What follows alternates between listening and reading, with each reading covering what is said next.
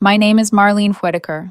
I'm 62 years old, and until 3 weeks ago, I still believed there were some things in this world a mother could fix if she was willing to humble herself enough. Not undo, not erase, but maybe soften, maybe patch. Maybe sit in the wreckage long enough that the person you hurt would eventually look at your shaking hands and decide you had suffered enough. Then a private investigator sat across from me in a coffee shop and told me my daughter was no longer using my family name. Just like that. No ceremony, no warning, no final conversation. She walked into a courthouse in another state, signed some papers, and cut Whitaker out of herself as neatly as a surgeon removes dead tissue. He said it in a low, professional voice, the kind people use when they know they're carrying something explosive and want to seem respectful when they hand it to you. "I found your daughter," he told me.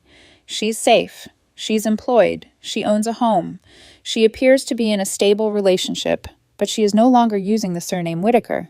I remember staring at his mouth more than his eyes, watching the words form. No longer using the surname Whitaker, as if my daughter had not been born under that name. As if I had not written it in careful blue ink on school forms, doctor forms, permission slips, birthday cards, Christmas tags. As if I had not spent 34 years saying it out loud. Evelyn Whitaker, my daughter, my firstborn, the child I lost without a funeral. Then he gave us the second piece, and that was the one that made my husband sit on the kitchen floor when we got home and stay there long enough for the light outside to change. She also updated her employer records, the investigator said. "You and your husband are no longer listed anywhere. Not as beneficiaries, not as emergency contacts, not as next of kin. If anything happens to her, you will not be called."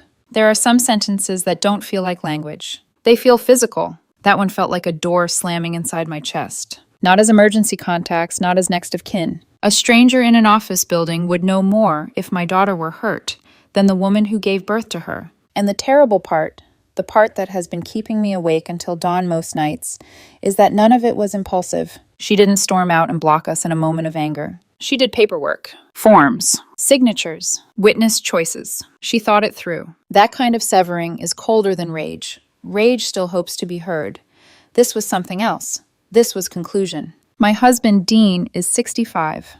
We've been married 37 years, long enough that I know the sounds of him almost as well as my own thoughts.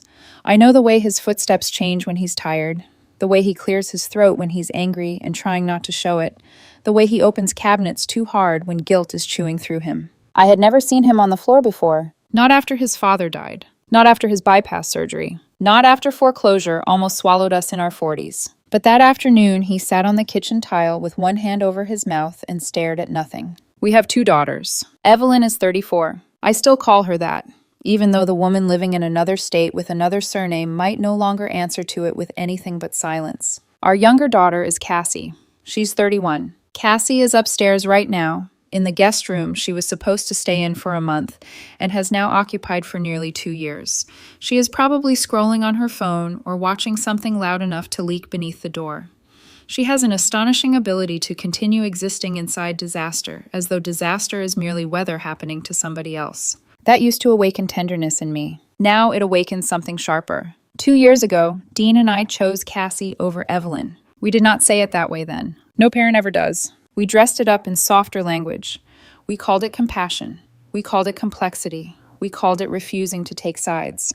We called it trying to protect the whole family. But that was a lie. We chose the daughter who cried the loudest over the daughter who bled quietly. Evelyn had always been the easy child. That was the word we used, and I hate it now. Easy. As if self-sufficiency is some kind of emotional discount parents are allowed to cash in forever. She was disciplined, steady, frighteningly competent even when she was young. She graduated near the top of her class, got a respectable job before most of her friends knew what they were doing, paid off her debts without asking us for help, bought her own condo, built her own savings, her own life, her own routines. She called every Sunday, remembered birthdays, sent flowers when my sister had surgery, fixed things without being asked.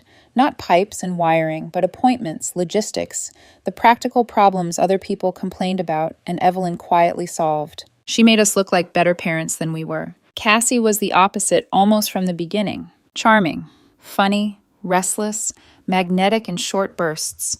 The kind of girl who could walk into a room wrecked by her own mistakes and somehow make everyone comfort her before anyone asked what she had done. She drifted in and out of community college, job to job, excuse to excuse. A conflict with a manager, a toxic work environment, depression, bad timing, bad luck, bad roommates, bad boyfriends, bad opportunities. Always something. And every time Dean and I stepped in, we paid off credit card balances she promised she'd learned from, covered rent when she was between jobs, helped with a car repair that turned into another car repair that turned into replacing the car entirely. There was always a story attached, always tears, always a reason this time wasn't really her fault. I used to tell myself that motherhood required triage. If one child is standing and the other one is drowning, you throw your arms toward the one thrashing in the water. What I never admitted was that if you keep rewarding the drowning child for thrashing, eventually she learns she never has to swim. And the one on shore, the one who sees the pattern, who watches every rescue and every exception and every excuse, eventually stops believing you would ever choose her if the water reached her too. Evelyn had been with Noah Bennett for 4 years. He was warm where she was reserved, social where she was private, and for a long time I thought that balance was healthy. He had an easy smile, good manners, a relaxed way of moving through our house like someone who genuinely wanted to belong. He came to holidays, helped Dean carry things in from the garage, laughed at my stories even when they weren't particularly funny.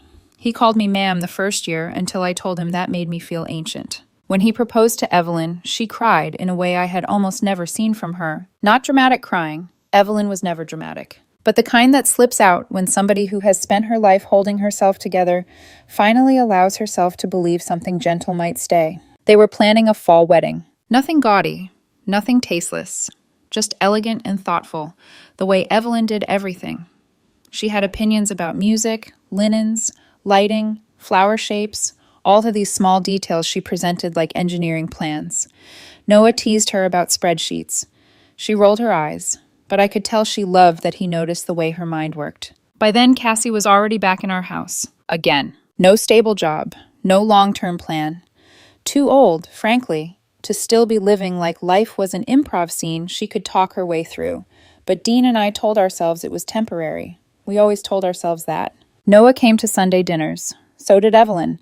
So did Cassie, though came is generous when she only had to drift downstairs. At first, I liked that Noah and Cassie seemed comfortable around each other. She made him laugh. He didn't seem irritated by her the way Evelyn sometimes quietly did. I thought it was a good sign, a healthy family sign, the future husband and the younger sister getting along. I see now how much evil can grow inside things people label harmless because they don't want to look closer. The call came on a Tuesday night. I remember because I was drying dishes and Dean was in the den pretending to watch television. The house was dim except for the light over the sink. Cassie was out, which at the time felt like a relief. When I saw Evelyn's name on my phone, I smiled. By the time the call ended, I had lost her. Her voice was too calm. That should have frightened me more than it did. "Mom," she said, "I need you to listen and not interrupt." The glass in my hand nearly slipped. There was something in her tone that made the room feel unfamiliar. I said, "What happened?" "A beat." Then, "Cassie has been sleeping with Noah for 3 months." I don't remember breathing. I remember gripping the edge of the counter so hard my fingers hurt later. Before I could say anything, she continued in that same flat, controlled voice. "She told me tonight. She says she's pregnant. She says the baby is his. She's leaving with him." Somewhere behind me, the dish towel fell from my hand to the floor. Dean must have heard something in my voice, because he came into the kitchen halfway through the call, and the second he saw my face, he stopped. I put the phone on speaker because I don't know, because something in me wanted a witness maybe, or because I didn't want to be alone with the choices arriving in real time. Evelyn said, "I need one thing from you and Dad. One. I want you to tell Cassie what she did was wrong. Not unfortunate, not complicated. Wrong. Can you do that?"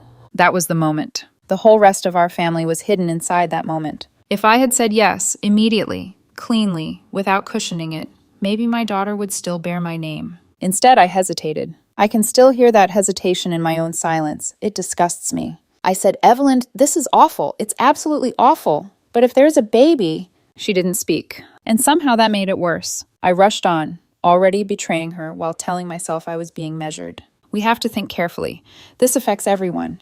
Cassie is clearly not in a stable place, and if she's pregnant— Mom, Evelyn said quietly, are you listening to yourself? Dean stepped closer to the counter, one hand braced against it. He said, Sweetheart, no one is saying Cassie is right. But he said it in the tone men use right before they start explaining why someone should still be handled gently. Evelyn heard it too. She slept with my boyfriend, she said. Your younger daughter slept with the man I was going to marry, and you're already preparing a landing for her. I said, we're trying to understand the whole situation. Another silence. Then, softer than anger, which somehow cut deeper, I didn't ask you to understand the whole situation. I asked whether you could tell her she was wrong. I looked at Dean. He looked at me. That terrible parental glance. The one where fear and habit joined hands. Because Cassie was fragile. Because Cassie was impulsive. Because Cassie might spiral. Because if she was pregnant, stress would be bad. Because Noah might leave. Because maybe, somehow, this disaster could still be organized into something survivable if everyone stayed calm. All those thoughts, all those cowardly, polished, practical thoughts. And not one of them was loyalty. I said, honey, there's more at stake now than hurt feelings. The second the words left my mouth, I knew I had done something I would never be able to take back. Hurt feelings. As if I were speaking to a teenager over a canceled birthday dinner. As if betrayal on that scale could be filed under emotions that simply needed time. Evelyn let out one small breath. Not a sob, not a gasp. Just the sound a person makes when reality finally stops pretending. Okay, she said. I started talking immediately. Too fast. Evelyn, don't do that. Don't shut down. We are trying to keep this family from completely falling apart. And then she said the sentence that still wakes me up some nights so suddenly it feels like drowning. This family fell apart in Cassie's bed. You're just deciding who you want left in the rubble. Dean closed his eyes. I said her name. She kept going. You have 24 hours. Call Cassie. Tell her what she did was wrong. No excuses. No, but she's upset. No, there's a baby now. No, love is complicated. Tell her she destroyed something. And tell her you know it. If you can't do that, then I know exactly what I am to you. I whispered, don't say that. But she already had. And worse, she already knew it. 24 hours, Evelyn said. After that, don't call me unless the answer is yes. Then the line went dead. The kitchen stayed quiet in that unnatural way rooms do after truth has been spoken inside them. Dean sat down slowly at the table. I stood there with the phone still in my hand, staring at my own reflection in the black screen. 24 hours. One sentence. One act of loyalty. And even then, even standing there with my daughter's pain still vibrating in my palm, I was already thinking about Cassie first. That was the beginning of the end. Cassie came home the next afternoon carrying a coffee she hadn't paid for and a face arranged into devastation. I know that sounds cruel. Maybe it is. But there is a difference between being devastated and knowing how to look devastated, and mothers who spend too many years translating one child's every expression eventually lose the ability to admit when performance has replaced pain. She pushed through the front door with sunglasses on, even though the sky was gray, and the first thing she said was, "Did Evelyn call you?" Not, "How is she?" Not, "What did she say?" Not even I messed up. Just, "Did she call you?" As if what mattered most was where the emotional weather stood and how hard it was going to hit her. Dean was in the kitchen. I was at the table pretending to read mail I had not absorbed a single word of. The whole house had been holding its breath since the night before. Even the refrigerator hum sounded too loud. I looked at Cassie and saw my younger daughter the way I had been choosing to see her for years. Frightened, immature, overwhelmed, in over her head. What I did not force myself to see, what was standing right there in front of me, was a 31-year-old woman who had slept with her sister's boyfriend for months and now wanted our help managing the fallout. She took off the sunglasses. Her eyes were red. Back then, that still moved me instantly. Now I know red eyes are not the same as innocence. She knows everything, I said. Cassie's mouth trembled. She set the coffee on the counter with both hands, as if they weren't steady enough to trust one. Mom, I didn't mean for it to happen like this. Dean let out a long breath through his nose, like he was already tired. Like this were just one more exhausting chapter in a book Cassie had been forcing us to co-author all her life. I should have said, "You didn't mean for what to happen? The affair? The lies? The confession? The pregnancy? Which part exactly slipped out of your control?" Instead, I said, "Then how did you mean for it to happen?" She flinched, and for 1 second I almost felt proud of myself for asking a real question instead of offering immediate comfort.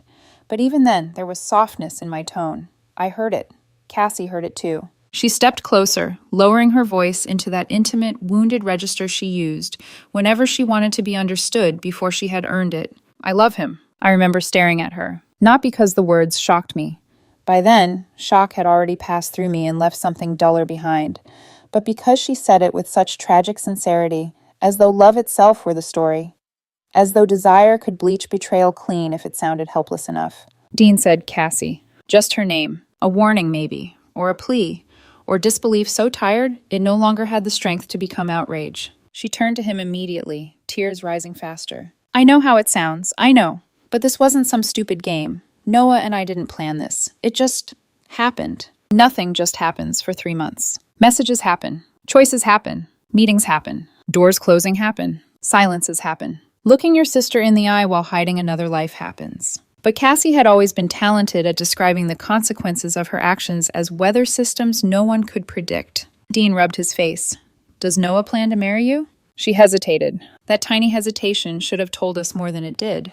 He says he wants to do the right thing. The right thing. I almost laughed then, and not because anything was funny. Because the phrase was obscene in that room. The right thing would have been leaving Evelyn untouched. The right thing would have been stopping the first time either of them felt something inappropriate and putting a locked door between it and the rest of our family. The right thing would have been honesty before damage. But already the language was shifting, and I let it shift.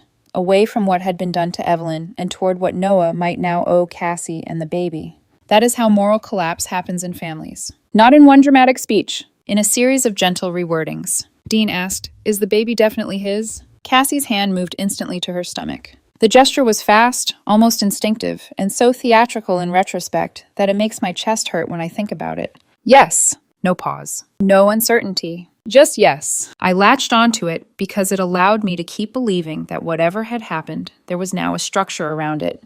Terrible, ugly, unfair, but fixed, real, the kind of reality adults had to respond to. Pregnancy makes cowards out of moral people, or maybe it simply gives cowards something noble to hide behind. Cassie started crying harder then. I know Evelyn hates me. I know she should, but I can't go through this alone. And there it was. The sentence that always worked on me. Not I'm sorry. Not I was wrong. I can't go through this alone. Translation. Rearrange yourselves around me immediately. Dean looked at me, and I saw the conflict in him clearly. He loved Evelyn. He did. In his way. Quietly, steadily, with pride more than tenderness. He admired her.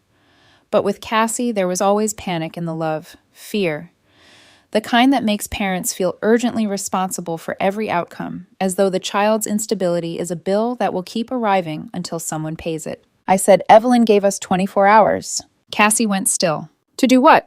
The answer should have been simple enough to survive being spoken plainly. To tell you what you did was wrong. Her face changed. Not into guilt, into injury. It was subtle, but I saw it. That slight stiffening, that flash of disbelief that we might actually say something harsh to her while she was the one crying in front of us. She whispered, so that's it? I'm the villain, and Evelyn gets to be the victim forever? Even now I can hear how expertly she moved herself to the center. Dean said, Cassie, this is not about forever. It's about what you chose. She shook her head violently. You don't understand. Noah was unhappy. He and Evelyn weren't right together anymore. They were going through the motions. Everyone could see it. Everyone. That broad, cowardly word people use when they want their own selfishness to sound like consensus. I said, I didn't see it. She looked at me with something close to impatience. Well, I did. No shame. No humility. Just the arrogance of a person who believed feeling something intensely made her version of events authoritative. Then she said the thing that hooked itself into me at the time. I'm carrying a baby, Mom. As if that answered everything. As if morality should now lower itself around biology and make room. I wish I could say I rose to the moment. That some dormant, righteous version of motherhood finally stood up inside me and chose the daughter who had been wronged over the daughter demanding shelter from consequences. I didn't. I folded. Not outwardly. Not in words anyone could point to later and say, there. That was the exact betrayal. I folded in tone, in pacing, in what I prioritized. I moved toward Cassie instead of away from her. I put my hand on her shoulder. I said, no one is saying you have to go through this alone. And there it was, my answer. Not to Evelyn's ultimatum, not technically, but spiritually, yes, completely. Cassie leaned into me and started sobbing for real then, or at least more convincingly than before. Dean turned away toward the sink, jaw tight, and I knew he was angry. I also knew he was not angry enough. None of us were. We spent the next hour doing what families like ours do when they have built themselves around avoidance. We talked logistics in the language of compassion.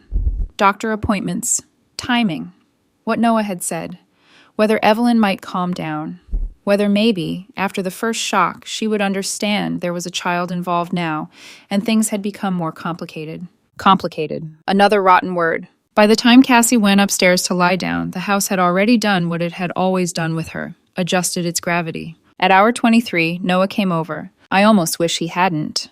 It would be easier to make him into a faceless villain if I couldn't still remember how young and ashamed he looked standing in our entryway, hands shaking, shoulders caved inward like a man who had only recently realized that desire had a body count. He asked if Evelyn had called. Again with that. No one asking how she was, only how much damage she had already named. Dean told him to sit down.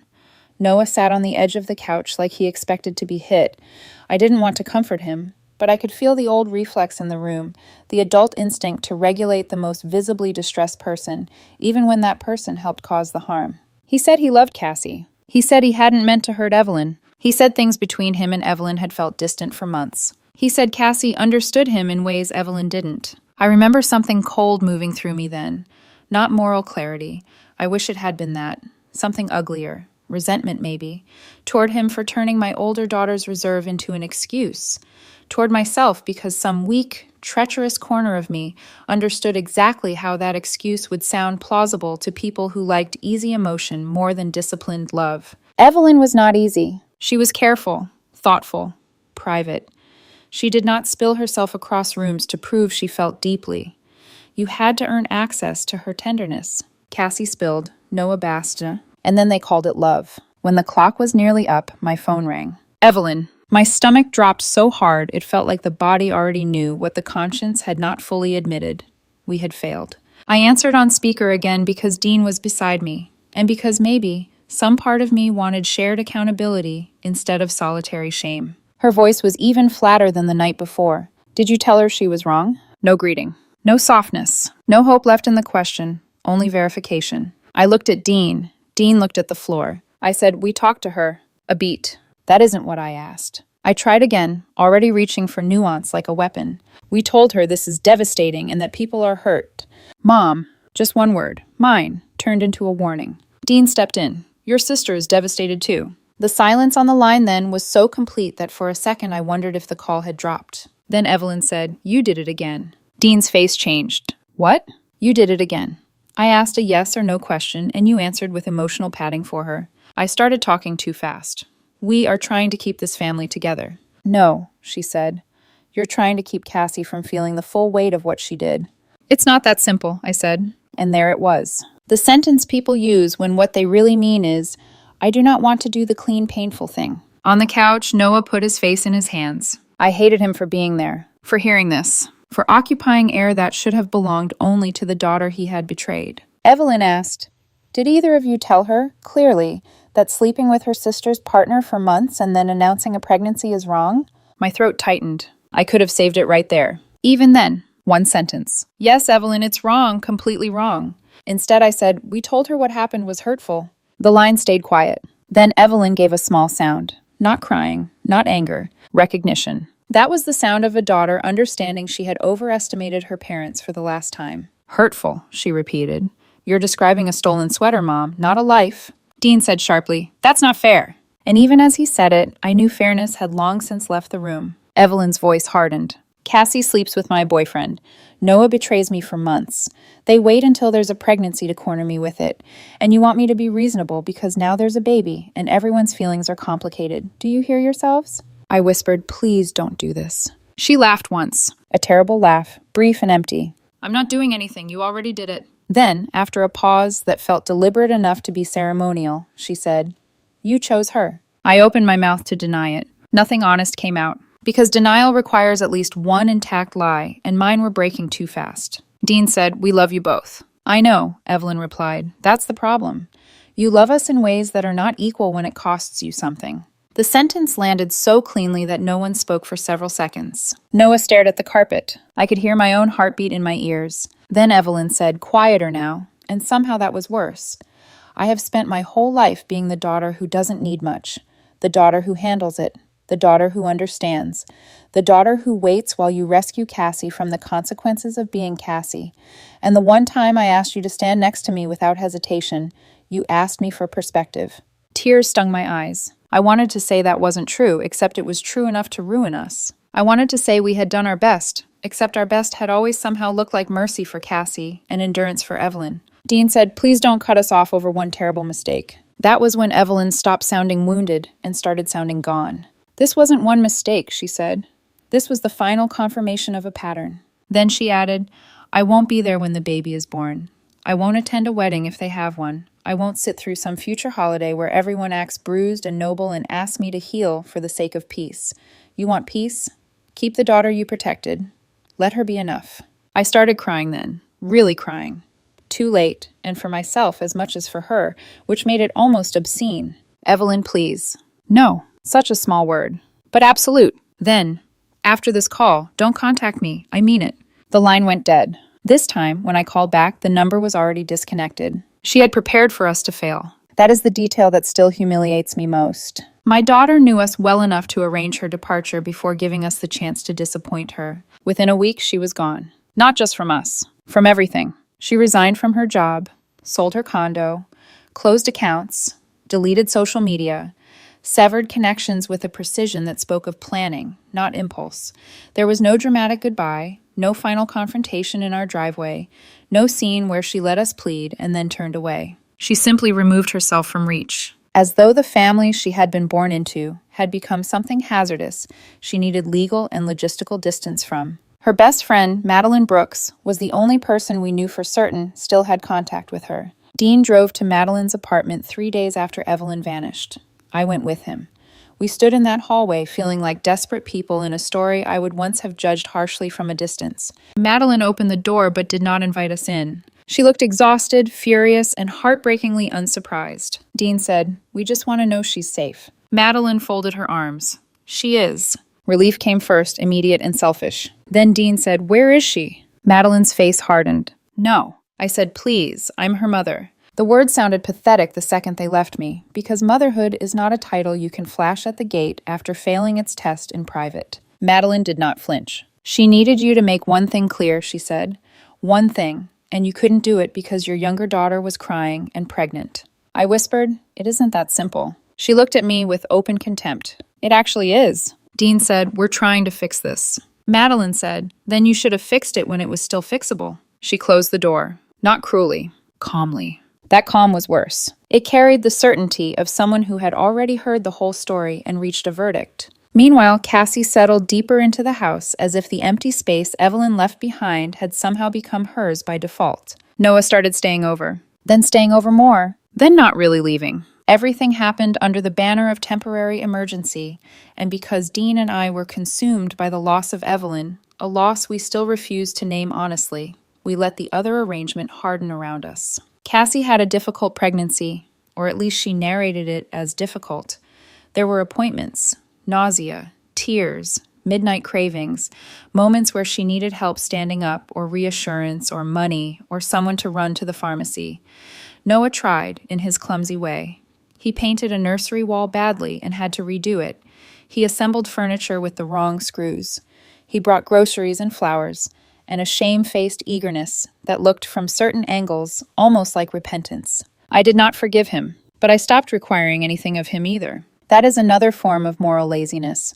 Once the damage is done, people often start grading the aftermath instead of the act. The baby, Owen, was born in March during a hard rain that turned the hospital windows silver. I was in the delivery room. Evelyn was somewhere unknown, carrying her own broken life in a silence I had helped create, and I was in the room helping Cassie breathe through contractions. Sometimes I think that was the true point of no return. Not the phone call, not even the affair. The fact that when the world split, I kept following the daughter who demanded presence and let the other disappear unsupported into her grief. When Owen was placed in my arms, he was pink and furious and impossibly small, and all the women around me cried.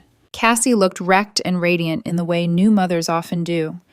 Noah kissed her forehead. Nurses smiled. And God help me, I loved that baby instantly. Not because of blood, Not because of rightness, just because he was there. Real, warm, helpless. Human beings are so vulnerable to what is in front of them. We built a nursery for him upstairs in the room across from Cassie's. Dean assembled the crib. I bought the rocking chair and a soft blue blanket with stitched clouds. Noah installed shelves crookedly and fixed them twice. We took pictures. We mailed announcements. At church, people smiled at us with that relieved expression communities wear when scandal has transformed itself into a baby and everyone can pretend grace is the same thing as forgetting. I did not say Evelyn's name much that spring. Not because I wasn't thinking of her, because I was thinking of her constantly. But every time I did, the house changed temperature. Cassie got tense. Noah went silent. Dean's mouth thinned. And I, coward again, chose the atmosphere I could survive. So we told ourselves a story. A terrible thing happened. A baby came from it. Life had to move forward. It is astonishing what people will call healing when they mean adaptation to unresolved guilt. By Owen's first birthday, the nursery looked lived in and loved. Toys and baskets, teeth marks on board books, tiny socks everywhere. Cassie and Noah were still not married, though she kept speaking as if that question were simply delayed. Dean had gone from stiff politeness toward Noah to a guarded, exhausted tolerance. And Evelyn remained gone. No address, no replies, no social trace, only absence, growing structure around itself. I would sometimes stand in the doorway of the nursery after everyone was asleep and listen to Owen breathe and think, this child did not ask to be born inside a theft. Then I would think of Evelyn alone somewhere, no mother beside her, no father choosing her, no home she could return to without swallowing her own humiliation, and the guilt would come so hard I would grip the doorframe just to stay upright. But I still did nothing brave. That is the truth. I loved the baby. I missed my daughter. I resented the one upstairs. I blamed Noah. I cried in bathrooms and while driving, and once while folding onesies too small for Owen to wear anymore. And still, outwardly, life arranged itself around the people who stayed. That is how families rot, not only through betrayal, through accommodation, through the daily decision to keep setting plates for the wrong story, because the right one would require someone to finally stand up and overturn the table. We were almost 2 years into that lie before the first crack appeared. And when it did, it came not with confession, but with a doctor. It started with something that should have been ordinary. Cassie wanted another baby. That in itself should not have felt like a threat. Families expand, children grow, life continues. But when she said it, standing in the kitchen one morning, leaning against the counter with her coffee, hair pulled into a loose knot like she had already settled into the role of a tired mother, I felt something uneasy move through me. Not suspicion, not yet, just resistance. As if my body had learned, long before my mind did, that every new chapter with Cassie carried a cost someone else would end up paying. We've been trying for a few months, she said casually. Nothing's happening. Dean grunted from behind his newspaper. He didn't look up. I asked, have you seen a doctor? She shrugged. We have an appointment next week, just to check. Noah was at work. Or at least that's where he said he was.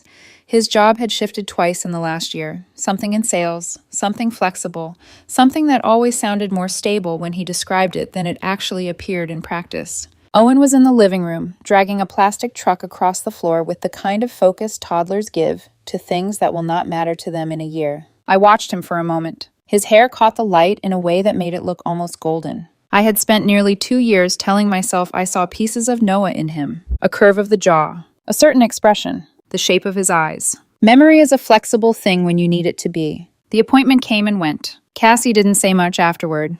Not that day, not the next. Then, 3 days later, my phone rang. It was her. Her voice was wrong immediately. Too fast, too thin. Mom, are you home? Yes. What's wrong? I need you and Dad here, now. The call ended before I could ask anything else. Dean and I found her in the kitchen, pacing. Noah was there too, sitting at the table with both hands locked together. So tightly, his knuckles had gone white. Owen was upstairs with the television on, something loud and bright filling the space where silence should have been. Cassie stopped pacing when we walked in. Her eyes were wide. Not red this time. Clear. Panicked. The doctor ran tests, she said, for both of us. Dean said, and? She looked at Noah. Noah looked at the table. Then he said it. I can't have children. The words sat in the air for a second like something that hadn't fully landed yet. Dean frowned. What did you mean you can't have children? Noah swallowed. The doctor said it's congenital, something I was born with. My sperm count is 0. Silence. Then Cassie laughed. Not because it was funny, Because it was impossible. That's not right, she said quickly. That has to be wrong. We have Owen. Noah shook his head slowly. They tested twice. Twice. That word settled everything in a way explanation couldn't. I sat down without realizing I had moved. The same chair. The same place. The same kitchen where Evelyn had called 2 years earlier and asked for one simple thing. It felt like time had folded in on itself. Dean said, "There must be some kind of mistake." Noah shook his head again. "No. The doctor said there is no scenario where I could have fathered a child. Not now, not before, not ever." Cassie's breathing changed. Fast. Shallow. "No," she said. "No, no, no." She turned toward him like she could physically push the truth back into his body. "You're wrong. The doctor is wrong. We have a son." Noah's voice broke slightly. "Cassie?" That was all he said. Just her name. But this time it didn't sound like love. It sounded like something unraveling. I heard my own voice from a distance. "Then, whose child is Owen?" The question felt unreal. Not because I didn't understand it, because I already did. Cassie stopped moving, completely still. For a moment, no one spoke. Then she sat down, slowly, carefully, like gravity had increased in the room. "I didn't know," she said. The words came out quiet. Too quiet. "I didn't know," she repeated, louder now, as if volume could build credibility. The timing, everything lined up. I thought... Dean's voice cut through her. "You thought what?" She flinched. "I thought he was Noah's." Thought. Not knew. Not was. Thought. The room tilted. 2 years. 2 years of birthdays, of photos, of sleepless nights, of tiny shoes lined up by the door, of laughter and exhaustion and something that had felt like healing. All built on a word that couldn't hold its weight. Thought. I said, "Cassie, who else?" Her eyes filled, but this time the tears did not feel like a shield. They felt like consequence. "There was someone before," she whispered. Noah closed his eyes. I could see the moment something inside him collapse completely. "Before Evelyn," Cassie continued, voice shaking now. "Before all of that." I felt cold. Everywhere. "Who?" Dean asked. She hesitated, then said, "His name is Liam." Liam. A stranger. A name that had never passed through our house, never been spoken at our table, never been attached to a face we recognized. And yet, for 22 months, his child had lived under our roof, called us grandparents, filled our home with the illusion of continuation. "Did you see him while you were with Noah?" I asked. Cassie nodded once. Small. Barely there. "Yes." The room went silent again. Noah stood up. Not abruptly. Not angrily. Just stood. Like a man realizing there was nothing left to sit inside. "So you didn't know," he said. Cassie shook her head quickly. "I didn't know. I swear. I thought it was yours. I needed it to be yours." There it was. Not truth. Need. "I needed it to be yours," she said again, crying harder now. "Everything was already destroyed. If it wasn't yours, then what was any of it for?" Eesh. Dean let out a sound I had never heard from him before. Something between a laugh and a choke. "What was it for?" he repeated. I couldn't move. My hands were flat on the table, and I realized dimly that I was pressing them down hard enough to hurt. What was it for? 2 years ago, we had answered that question. We had said for the baby. For the child. For something innocent that justified everything else. And now, there was no justification left. No structure. No moral anchor. Just wreckage. I stood up suddenly. The chair scraped loudly against the tile. "Owen," I said. Cassie looked at me, confused. "What?" "I need to see Owen." I didn't wait for permission. I went upstairs. The television was still on. Bright colors. Cartoon voices. Owen sat on the floor, completely absorbed, his small hands gripping the same plastic truck he'd been dragging earlier. He looked up when I entered. Smiled. "Grandma." The word hit me harder than anything that had been said downstairs, because it was still true to him. He didn't know. He couldn't know. He was just a child. A child we had loved. A child I still loved, even as something fundamental shifted beneath my feet. I sat down on the floor in front of him. My throat burned. "Hey, sweetheart," I said softly. He pushed the truck toward me. An invitation. Play. Normalcy. I placed my hand on it. For a moment, I let myself stay there. In that small, contained world where nothing had changed. Then I stood up. Because downstairs, everything had. When I came back into the kitchen, Noah was gone. Cassie was at the table, head in her hands. Dean stood by the sink, staring out the window, like he was trying to locate something in the distance that no longer existed. I said, "We need to find Evelyn." The words felt like they had been waiting for 2 years to be spoken out loud. Dean nodded slowly. Yes. No hesitation this time. No discussion. No weighing of Cassie's emotional state against Evelyn's absence. Just yes. But even as the word left his mouth, I knew. We were already late. We hired the investigator again. Told him to find her. whatever it took. It took him 12 days. 12 days to locate the daughter we had lost. Boise, Idaho. A different state. A different life. A different name. When he called, I put him on speaker immediately. Dean sat down across from me. Cassie stood in the doorway listening. I found her, he said. My heart climbed into my throat. Is she okay? Yes, he said. She's doing well. She works as a senior project engineer at a firm in Boise. She owns a home. She appears to be in a stable relationship. Relief flooded through me. So suddenly I almost cried. She was alive. She was safe. She had built something. Of course she had. That was who she was. Then his tone shifted. There are 2 things you need to know. The room tightened. First, he said, your daughter legally changed her name 8 months ago. I closed my eyes, even though I had already heard it before, even though I already knew. Hearing it again in this context felt worse, because now I understood what it was built on. Not just distance, not just anger. Finality. She is no longer Evelyn Whitaker, he continued. She took her maternal grandmother's maiden name. My mother, the woman who had once pulled me aside and told me gently that loving one child loudly and the other quietly was still imbalance. The woman who had seen what I refused to see. Evelyn had chosen her, over me, over us. I opened my eyes. What name? I asked. He told me. I won't say it here, because saying it out loud feels like confirming something I am still not strong enough to accept. She chose that name intentionally, he added. This was not random. It was a deliberate severing. Severing. Legal. Permanent. Dean's shoulders slumped. He didn't speak. Then the investigator said, the second thing, your daughter has updated all of her official records. I felt my chest tighten. What does that mean? It means you and your husband are no longer listed anywhere in her life in an official capacity, not as beneficiaries, not as emergency contacts, not as next of kin. The words echoed, even though I had already heard them once. They hit differently now. Now that I knew what we had traded her for, she listed a partner as her primary beneficiary, he continued, and a charitable foundation as secondary.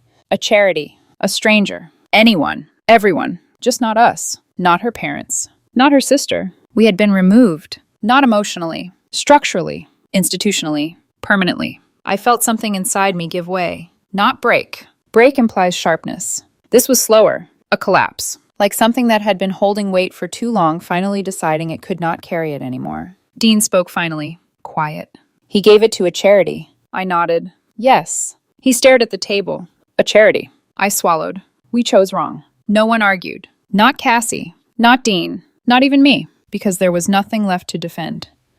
The first letter came back unopened. 6 pages. I wrote it over 3 nights at the kitchen table, long after everyone else had gone to bed.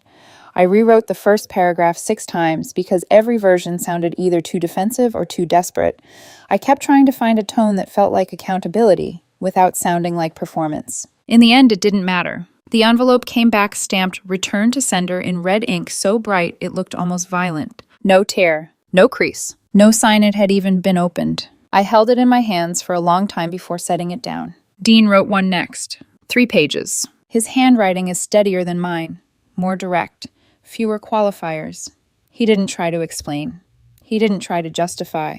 He wrote what we had done, what it had cost, and what he would do differently if there were still time to do anything differently. It came back the same way. Unopened. Untouched. Final. Cassie asked if she could write one. For a second, I almost said no, not because she didn't have the right, but because I already knew what it would sound like. Still, I nodded. She wrote it quickly, sat at the table for maybe 20 minutes, chewing on the end of a pen, staring at her phone between sentences like she was texting, instead of writing something that might be the last chance to reach the sister she had lost. When she finished, she handed it to me. Can you read it first? I unfolded it. Hey, it began. Just that. Not Evelyn. Not her full name. Not even something careful. Hey, like they were still on the same side of something. I read the rest. I know everything is messed up. Noah and I are done.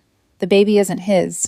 I didn't mean for things to go this far. I miss you. Can we talk? No apology that matched the scale of what she had done. No understanding of what she had taken. Just discomfort and longing, dressed up as reconciliation. I looked up at her. She was watching me carefully. Waiting. Still expecting something to be smoothed out for her. I folded the letter. We'll send it, I said. And we did. It came back. Unopened. The third identical envelope sitting on the table felt like a verdict. Not anger. Not punishment. Refusal. Evelyn wasn't interested in hearing from us because hearing from us required her to reopen something she had already closed with intention. She had not left in confusion. She had left in clarity. 2 weeks after the test results, Noah moved out. There was no dramatic fight, no shouting, no breaking of dishes or slammed doors, just quiet. He packed a suitcase, left the crib assembled, left the shelves he had finally gotten straight, left the life he had tried to build on top of a lie that hadn't belonged to him in the first place. Cassie didn't stop him. That, more than anything, told me she understood. Not fully, not deeply, but enough to know she had no argument left. Owen left with her 3 days later. She said she needed space. Didn't say where she was going. Didn't mention Liam. Didn't ask for help. For once, she didn't ask for anything. She just packed a bag, gathered Owen's things, and walked out of the house. The nursery stayed behind. That was the cruelest part. The room didn't empty. It froze. The crib still made. The blanket still folded over the side. The small wooden animals hanging from the mobile Dean had spent 3 hours assembling, turning slowly in air that no longer had a baby breathing in it. I stood in that doorway the night she left and realized something I should have understood much earlier. We hadn't just lost Evelyn. We had built an entire reality on top of losing her, and now that reality had collapsed too. There was nothing left underneath, just the original absence, and the knowledge of how we created it. The church found out. Of course they did. Small communities don't keep secrets, they circulate them. Pastor Caldwell pulled Dean aside after service one Sunday. I watched from across the room. Dean listened, nodded once, didn't defend us, didn't explain. Later in the car, I asked what he said. Dean stared straight ahead. He said he's praying for our family. I waited. Dean added, I told him to pray for Evelyn. That was the first time Dean said her name out loud in weeks. It landed differently now. Not as something distant, something lost. Friends stopped coming around. Not loudly, not dramatically, just less. Dinner invitations declined. Calls returned later and shorter. Conversations that used to stretch now ended quickly, like people had somewhere else to be. One afternoon, Anita Burt called me. I've known Anita for 28 years. We've shared recipes, holidays, hospital waiting rooms, stories about our children when they were small enough to still be shaped by our telling. She didn't soften it. Gloria, she said, I love you. But what you did to Evelyn, I can't pretend I don't see it. My throat tightened. I know, I said. She didn't rush to comfort me. You asked her to forgive something that shouldn't have been asked of her, Anita continued. And when she didn't, she protected herself. That's not cruelty. That's clarity. I closed my eyes. I know. And now, she said more gently, you're living with the result of that clarity. After we hung up, I sat at the kitchen table and stared at nothing for a long time. There is a particular kind of pain that comes from everyone being right about you. No defense. No misunderstanding. Just accurate judgment. A week later, I confronted Cassie. She had come back briefly to pick up more things. Boxes. Clothes. Small pieces of a life that no longer fit inside our house. She moved through the space differently now. Quieter. Less certain. Still herself, but diminished in a way that felt less like growth and more like exposure. I stood in the doorway of her room. We need to talk. She nodded. Didn't argue. Didn't deflect. That alone felt unfamiliar. We sat across from each other. The same table. The same chairs. The same place where everything had unraveled. I said, did you know? She looked at me. About what? It was all there in her face. I'm asking you again, I said. Before the clinic. Before all of this. Did you have any reason to believe Noah might not be able to have children? She looked down. Then away. Then back at me. I had a test a few years ago, she said slowly. For something else. They ran some blood work. The doctor mentioned my count might be low. Low. The word echoed. Did you follow up? I asked. She shook her head. No. Why not?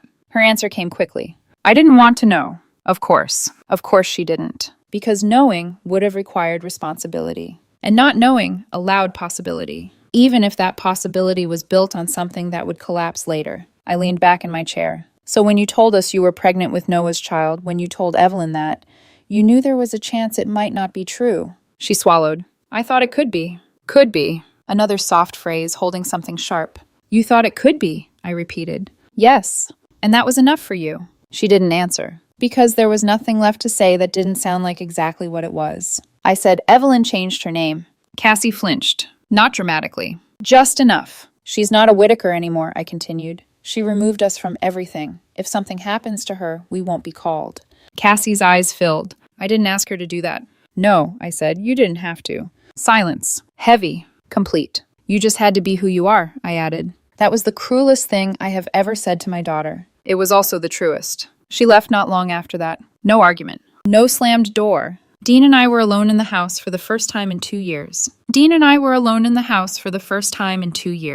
It felt wrong. Too still. Too empty. Like a stage after the actors have left and the props are still arranged for a scene that will never be performed again. That night, we sat at the dining table. 3 plates. Out of habit, not intention. 1 remained untouched. Dean looked at it, then at me, then said, at normal volume, without lowering his voice, without trying to protect anyone from hearing, "We have 1 daughter left." I waited. He continued, "And it's the wrong one." The sentence didn't echo. It settled. Final. If Cassie had been there, she would have heard it. This time there would have been no softening, no rescue, no rope. I didn't correct him. I didn't say, "Dean, don't." I didn't say, "That's not fair," because fairness had already been decided 2 years ago. I said, "I know." We sat there for a long time, not talking, not moving, just existing in the aftermath of something that could not be undone. Evelyn is in Boise. She has a different name, a different life, a man who gets to stand next to her in the way we didn't, a future we will never be part of. She didn't just leave. She restructured her existence so we couldn't follow. And every night, I sit at this table and look at the chair she used to sit in.